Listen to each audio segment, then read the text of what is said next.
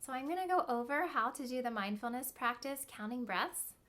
I first learned how to do this exercise when I was taking the Mindfulness Fundamentals course at Mindful Schools.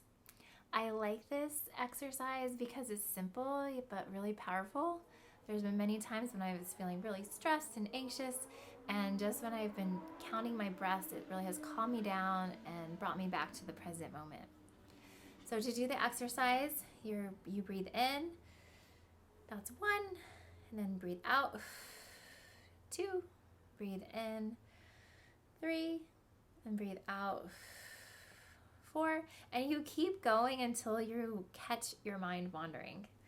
Your mind will wander, that's just what our minds do, so be gentle with yourself, and when you catch yourself wandering, that's when you go back to 1.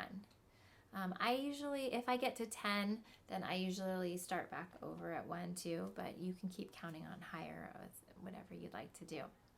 I like this practice because you can do it as a formal practice or an informal practice.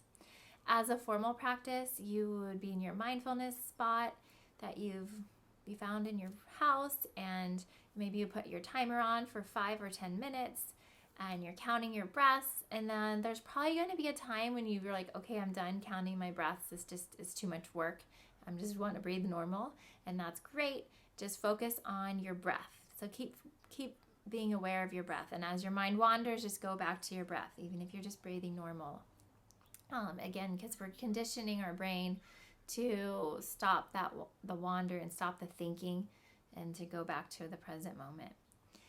As an informal practice, you can do this while you're walking or any break you have at work or you're driving. Last year when I was teaching, I loved to do this when I was driving home from after work, and I was able to calm down more and leave kind of work at work. And when I got home, I was able to be present with my family.